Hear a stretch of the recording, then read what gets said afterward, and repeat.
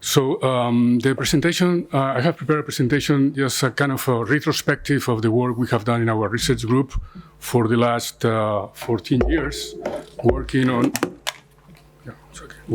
energy information systems. And the presentation will be available afterwards. So I will try to focus on the main things. I will pass in some things rather quickly. So basically, this is our research group. We are architects, engineers, designers. We are a university research group, so we are focusing, our seat is in the Universitat Ramon Llull in Barcelona, and we are in the School of Architecture and Engineering. So we are basically a research group. We started in 1999, so we are already working for more than 20 years. The core team has been the same in this year, so this is something that has been very helpful. And our three main lines of research are the ones that you see here: smart cities, ICT for architecture, engineering, construction, and technology-enhanced learning. This is our website, which is not so updated as it should be, but we have to get funding. So that's our main task, to get funding. So we spend a lot of time to get in projects, not always successful, as we have seen now, the new call for the life. So for a small research group like us, it takes a lot of effort to really get funding in a continuous way, which is what allows you to create a line of research, one project after the other. So it has been very important for us to get this continuity from 2008, that we started our first project as partner, the INTUBE project. Until now, we have done all of these projects, plus some contracts with municipalities.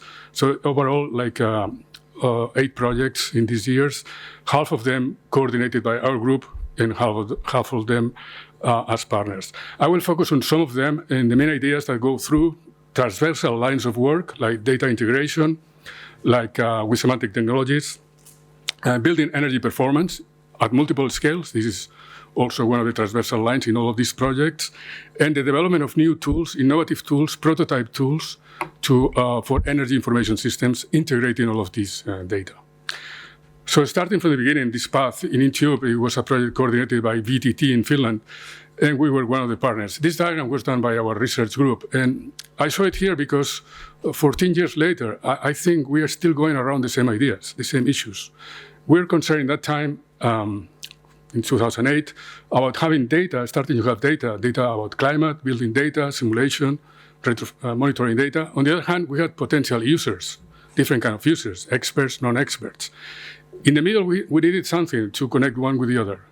People need data to take decisions, but they need data, the kind of data that they need, in the format they need, in a way that they can understand and take decisions, take actions to transform. That's what we want to do, to improve, in our case, the efficiency of buildings. In the middle, in that time, in 2008, we thought about connecting different repositories of data. At that point, we did not really got into semantic technologies as we did later on. So we're thinking about a BIM repository, a simulation repository, a performance data repository, and another one connecting all of them. And in the middle, we have services. Services to get data to the repositories, and services to allow the potential users to get this data to apply it in their decision-making. This schema was done in 2008, and I would say that still now we are still struggling with the same problems, with the same issues. The solutions have been different, and also the problems we have found are different, but basically the schema is still, I think, valid. You will see it later in different diagrams, different representations. Another issue which was very important at that time was to take a holistic view, something that now, fortunately, now is an issue now in the new directives, European directives now, to consider that sustainability, energy efficiency are systemic problems, holistic issues. They need holistic approaches. They're not only technical problems, as maybe was the case at the beginning. So we're thinking about the building life cycle and the data about building energy performance throughout all of this cycle, from the design to the construction to the maintenance and monitoring and even retrofitting. All of this data is stored in these repositories. And what is the meaning of that? The main meaning is to transform information into knowledge, into valuable knowledge. For example, it's typical that we do design a building, build it, and then we really don't know if it is really performing as we expected.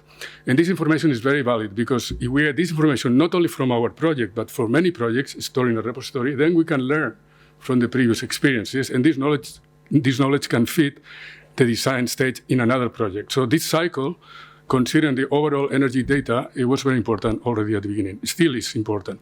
In that time, we applied these ideas into the monitoring, into the energy building performance of a social building as a case study in Barcelona. And the information we provided to the users was, this is also a very important issue, how this information arrives to the users in the way that they need and in the format they need. In that time, we thought that the right way would be to put it at home, in a kind of visualization at home. They could see what is the climate and take decisions about that. Now, all of this is in the handies, in the mobile phone, so it's another situation. But the problem remains, which is how to make this information accessible in the way that people can understand it and can react to that. So what we achieved in that period, in that first project, was we were able to store BIM models in a server. We were able to enrich these BIM models with energy attributes, to store simulations, and also to connect all of this data. The next project, continuing in 2009, it was a national project in Spain, and we did this system. Now, we just started to use ontologies in that time, and we developed an application focusing directly on specific target groups: design team, facilities manager, building owners, energy consultants. So this application is still online. It's not working as it was working at the beginning, but it integrated the cadastre, which is a very powerful tool in Spain. By the way, it has been improving quite a lot, and it's a very useful tool for researching, for business applications. It's open data. We also had the energy performance certificates from the public agency, ICANN. We had monitoring data from a company, and we had climate data, which is also open data. All of this data, in a way, the idea is that a facilities manager comes here and see, for example, which are the best practices, the best performing buildings, in order to learn from that, learning from these best practices, in order to apply these lessons to their own building.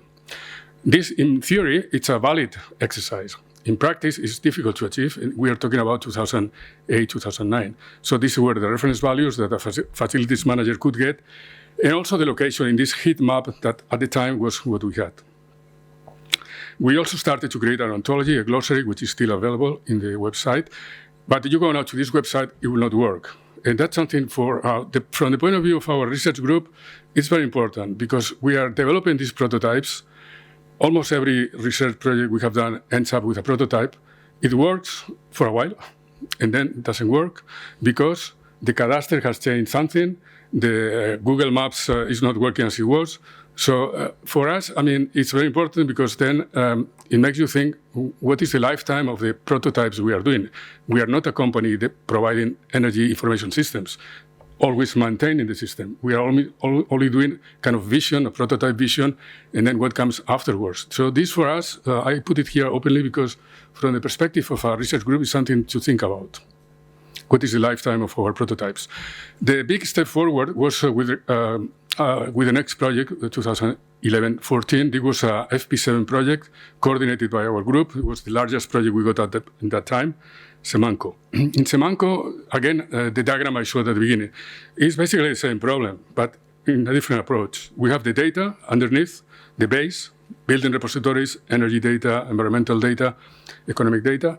We have the users that are taking actions to improve buildings in cities. And in the middle, there's something we call the technological platform of Semanco, which is the data, the semantic energy information framework, and the tools, the three together. So the way we developed this platform was first, from the beginning, from the base, getting the data, modeling the data with semantic ontologies, providing tools and services to the different stakeholders, verify that they use it in their daily activity, and then expecting that these actions would reduce the carbon emissions and, of course, modify the data. The open semantic data model we developed in that time considered the different layers of data, but also the tools in between. And that's very important. The connectivity between the different layers is what the semantic framework allowed. That means, for example, that if you want to do a simulation with a particular program, then this program knows where to get the inputs in which layer of data, and then automatically perform the simulation. So this also in this project, we started to introduce the concept of energy system, and also the concept of urban energy model. If you look at the rectangle, the blue rectangle in the middle, you see that there is the semantic energy information framework, which is a semantic model. This model, this knowledge that is there encapsulated with semantic technologies, comes from the information, but also comes from the knowledge of the users.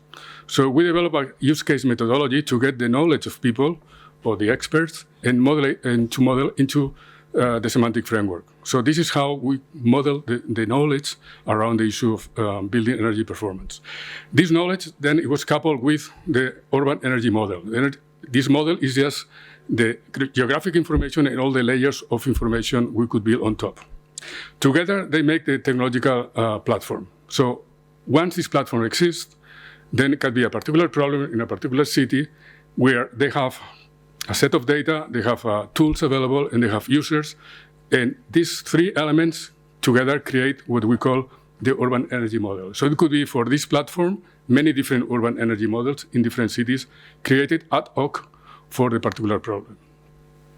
So what this urban energy model could do basically is to determine the status of the city, the baseline, to create plans and projects to improve the existing conditions, and to evaluate the projects with multi-criteria assessment. So this is how the platform looked like. I will show now a 3-minute video of how it worked in the time. This is the interface applied in the city of Manresa and next to Barcelona. And now I will show you just a 3-minute video to see how it was actually working. So this is the platform that we developed as a result of Semanco.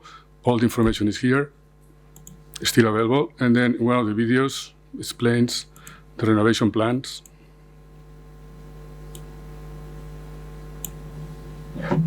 It's only 3 minutes.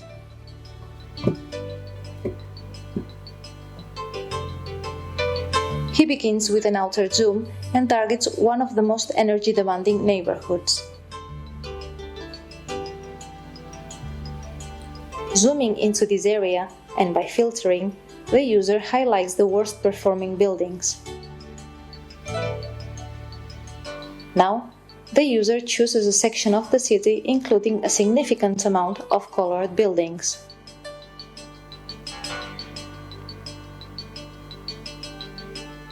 After targeting the test area, a plan is created to perform the evaluation, and a significant amount of around 100 buildings are aggregated to this recently created plan.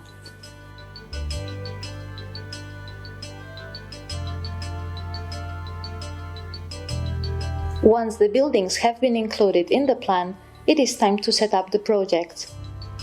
Historically, fund deduction lines have usually been those focused on windows and boilers. Therefore, he creates projects headed in this direction. The first of the projects will simulate the change of glass and frame of all windows in the area. The second project simulates the renewing of boilers inside households for new, more efficient ones. He uses the improvement tool based on USIT, where these common options are reflected, and by just 3 simple steps, these improvements are automatically applied to all the buildings within the plan.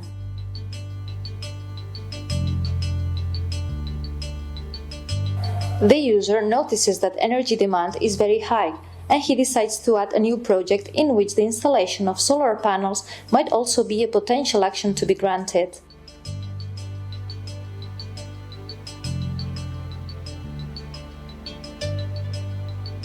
After a last check on the list of projects and outputs of each solution, the user moves to the multi-criteria decision-making tool, where he will be able to perform more detailed comparisons with the outputs of each project. Okay, this multi-criteria looks like that. Just to go quicker, it looks like this. So this is the multi-criteria, and then you can select and see the marking and the weights and so on. It's also kind of interactive. What I was mentioning before about what is the meaning and the purpose of doing this semantic framework, you can see it here. When, for example, when you click a building in this model, then you see all the information that comes from different sources. You have from Google, you have from the cadastre, you have energy performance. For the user, this is only a click, but behind there's all the complexity of gathering all of this data and put it in a way, in a format that is easily understandable. So this is the real value of doing this energy information framework. Not only for that, but also when you want to apply simulations like the one we have seen, the simulations also work in the same way. A particular simulation tool like this is gathering the inputs automatically from different layers. So you don't have to input that. And this simulation tool is integrated into the framework. This is very powerful. It has to be done, let's say, by hand for every case, for every tool. But when it's integrated, it's a very powerful tool. So this was Semanco. And we also develop our own engineering, ontology engineering tools that are also here, and this is one of the outputs of the project, to do all of this semantic framework. So this is also one of the important outputs of this project. So in Semanco, what we achieved, I'm talking about 2011, 14, was an ontology, this Semanco ontology, which is available, also a set of tools for ontology design. This platform, you have seen that, of course, is no longer operative. Thanks God we have the videos to show that we did. And this is one of the problems that I mentioned before. The next step forward, learning from that, we thought we have to reach, to get closer to the end users. This platform was very much for experts. But what about the people who really want to know how is the performance of their building? And this is what starts to be an urgent issue. So we collaborated with the public agency IKN in order to bring their data into the public. And that was our objective here. How to energy performance certificates could be really useful information for people who want to renovate, something that now is becoming even more urgent. So again, the same diagram as the beginning, but now in a different representation. Here the issue is how to interlink data, the available data, the applications we have, simulation, analysis, and the users. And the whole goal always is the same, is to connect the three things for a particular context. And the context is, in this case, the objective of carbon emission reduction, energy reduction, and the actions related to that, in this case, promoting building retrofitting. So we did these two tools. This was also a Spanish national project done in collaboration with other institutions, but this is our individual work. So we did these two applications, Enerhat and Enerpat, which I'm going to show live.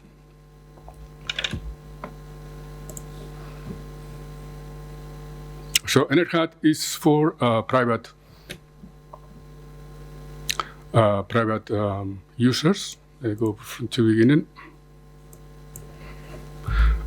Tenants or owners, they want to renovate their building. Let's see.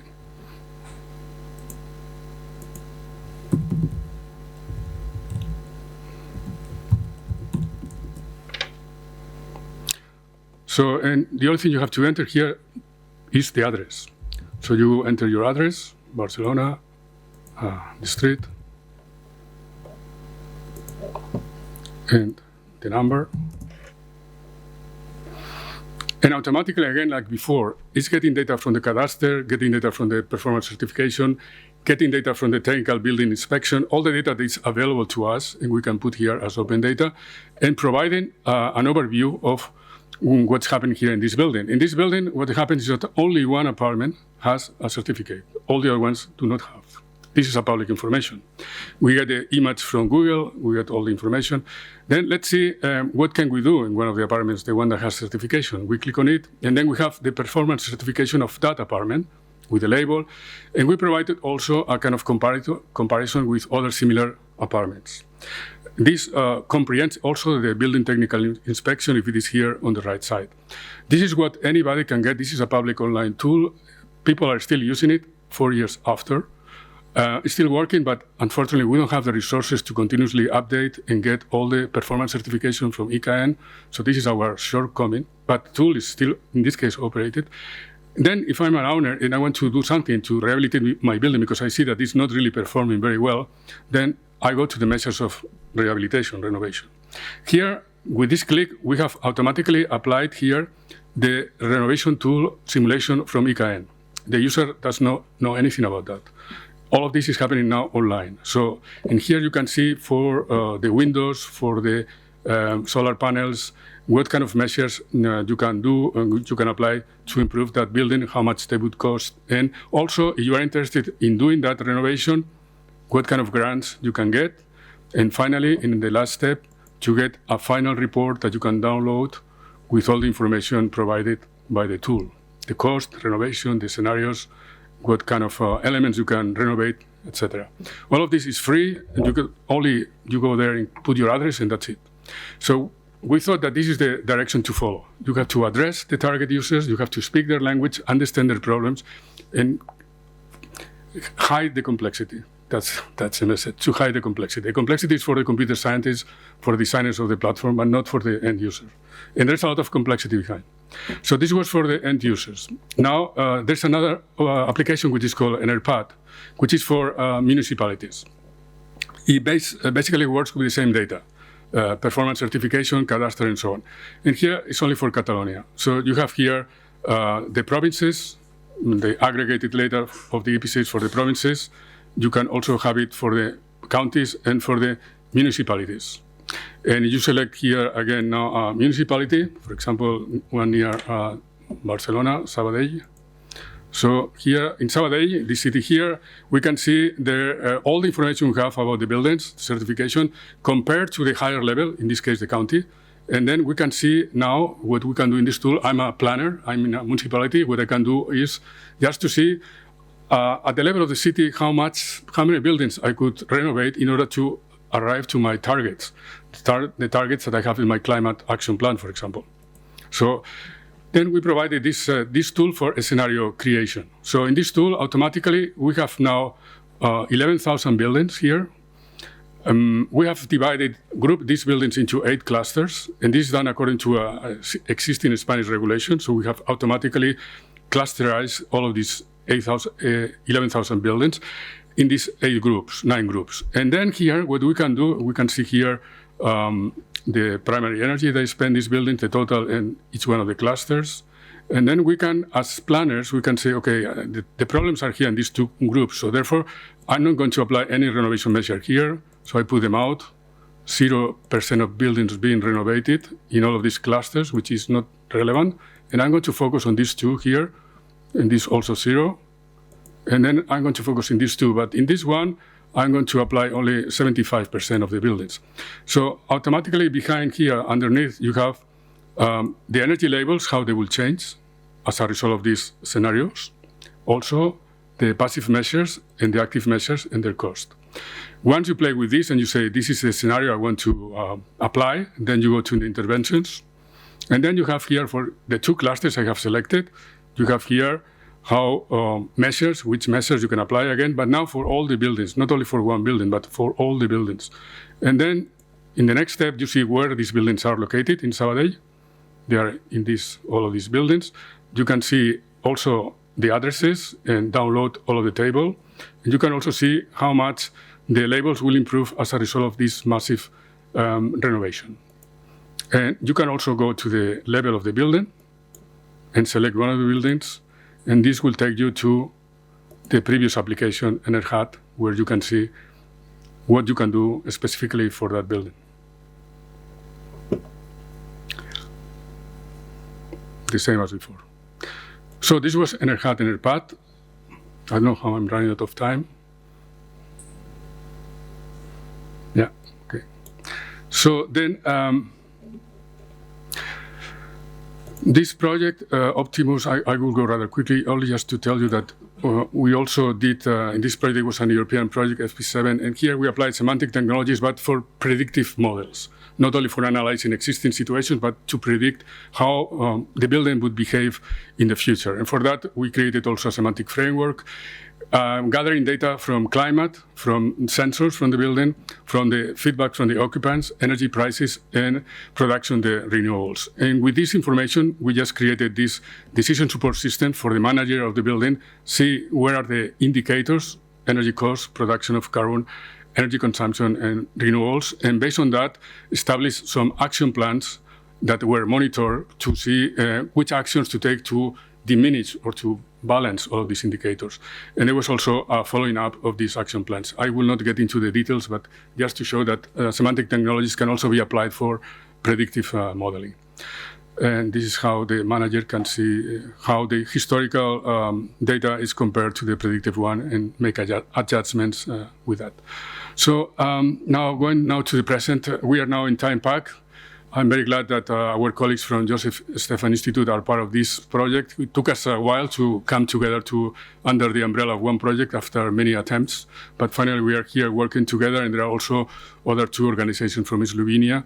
The Ministry of Infrastructure and Golea are also partners on this project. We have our meeting tomorrow and after tomorrow here in Ljubljana. So this project started 1 year ago, and it's very much aligned with the recast of the Energy Performance Directive.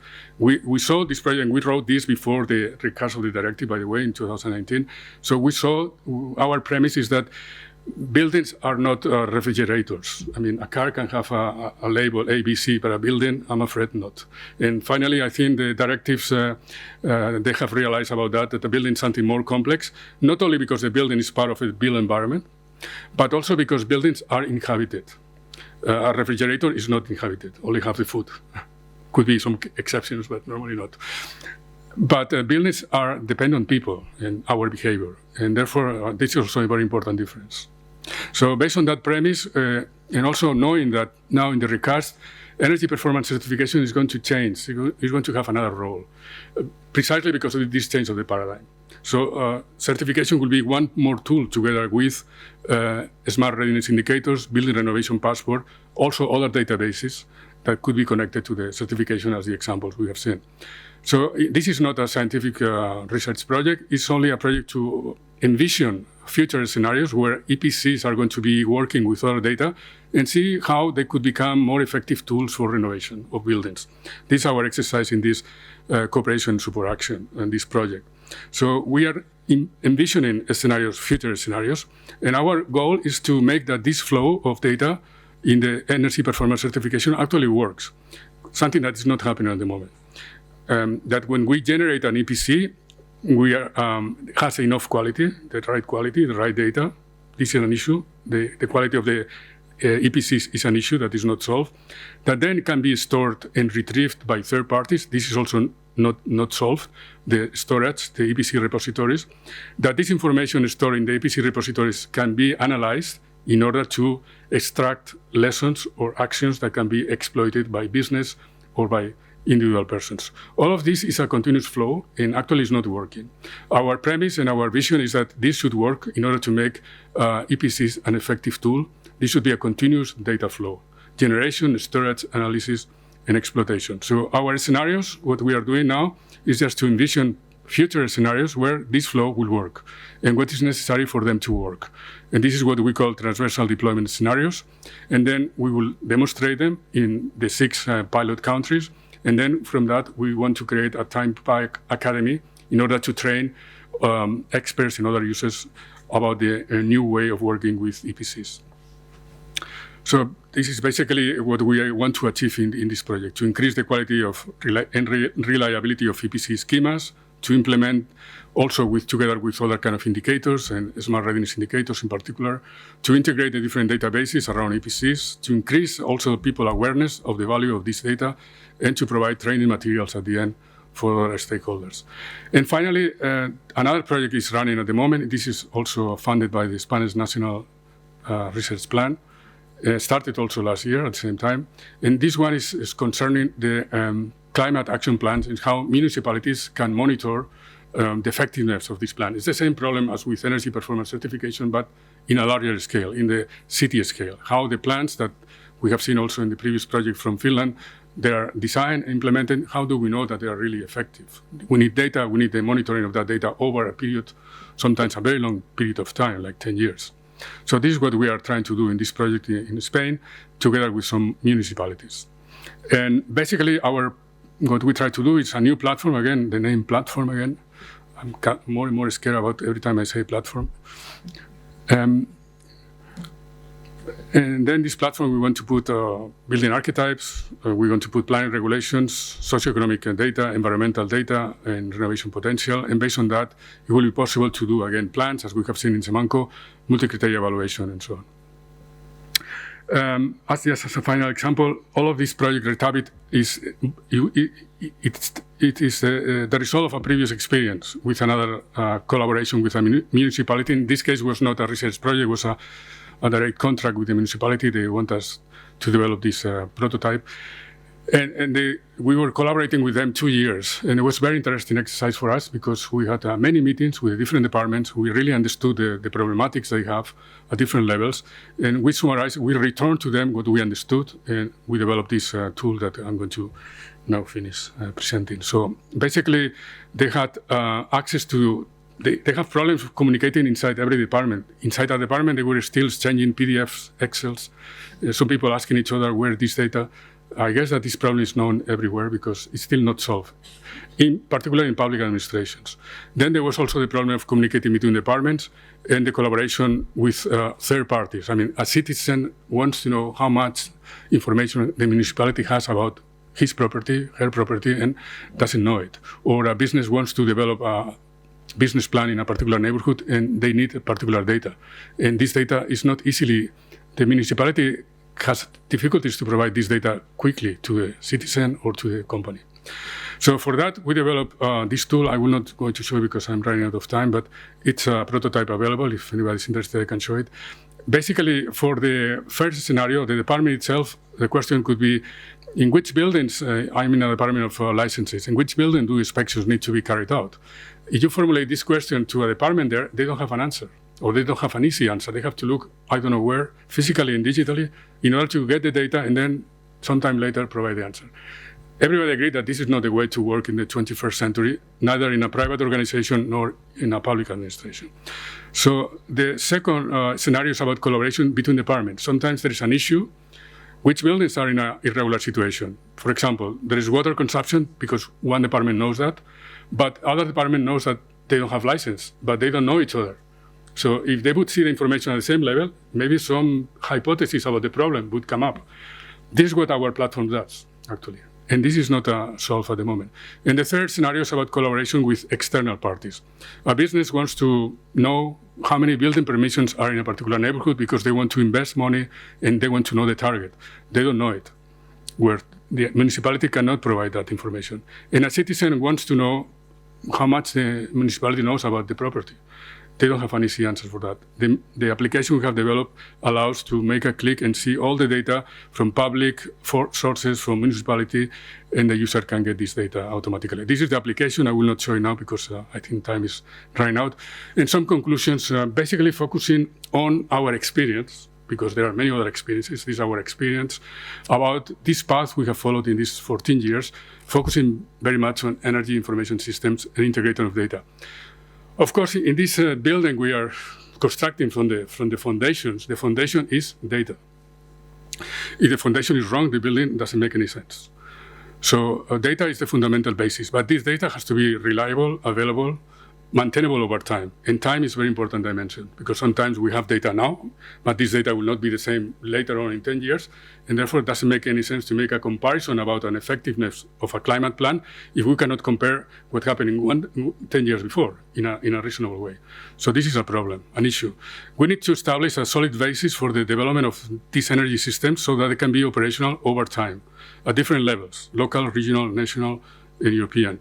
And this foundation relies on data, formats, standards, and data interoperability. And therefore, ontologies, protocols, standards are essential for laying out this basis. And finally, we see that there are two major trends now. One comes from the bottom up and one from the top down. From the bottom up, we recognize now that energy and sustainability is not only a technical problem, it's also a social and economical issue. So therefore, the participation of people is very much encouraged. So there are movements and initiatives coming from the bottom up. On the other hand, from the top down, there are all the directives from the European Union, the PVD, renovation wave, that there are regulations, also protocols, standards that come from the top. In the middle, I think we have certain meaning for these kind of applications like the ones I have shown. And finally, data-driven services must take into account the end user. We have to provide the information in the way that people can understand it and can make an impact in the reality, not only just to play in the interface with data, but to go into the action and transforming the reality, which is what we actually expect. These are all the references of the project, and thank you very much for the attention.